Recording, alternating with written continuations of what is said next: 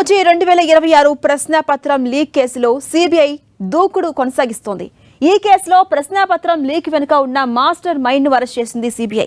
లాతూర్కు చెందిన chemistry professor PV కులకర్ణిని CBI అధికారులు నిన్న సాయంత్రం అరెస్ట్ చేశారు. నేషనల్ టెస్టింగ్ ఏజెన్సీతో కలిసి కులకర్ణికి కూడా పరీక్షల నిర్వహణ ప్రక్రియలో పాల్గొన్నారని, అందుకే నీట్ ప్రశ్నాపత్రాలకు యాక్సెస్ లభించిందని తెలిపారు. ఆయన గత కొన్నేళ్లుగా నీట్ ప్రశ్నాపత్రం రూపొందించే అధికారిక నిపుణుల కమిటీలో సభ్యుడిగా ఉన్నారు. ప్రస్తుతం పుణేలో నివసిస్తున్న ఆయన తన సొంత ఇంటిలోనే విద్యార్థులకు ప్రత్యేక కోచింగ్ క్లాసులు నిర్వహించినట్టుగా సిబిఐ దర్యాప్తుగా గుర్తించింది. ఇక మే 3వ తేదీన పరీక్ష జరగగా ఏప్రిల్ చివరి వారంలోనే కులకర్ణి ప్రశ్నపత్రం లీక్కు తన వ్యూహాన్ని అమలు చేశాడని పేర్కొంది. మరో నిందితురాలైన మనీషా వాగ్మారే సాయంతో విద్యార్థులకు ప్రత్యేక కోచింగ్ క్లాసులు నిర్వహించారని, ఆ సమయంలోనే ప్రశ్నాపత్రంలో ఉన్న క్వశ్చన్స్, వాటి ఆప్షన్స్, వాటికి సరైన సమాధానాలను చెప్పారని వివరించారు. ఆయన చెప్పిన ఆన్సర్స్ అన్నింటినీ విద్యార్థులు తమ బుక్కుల్లో రాసుకున్నారని, అవన్నీ నీట్ క్వశ్చన్స్ పేపర్లతో పోలిస్తే అంతా ఒకేలాగే ఉందని తెలిపారు.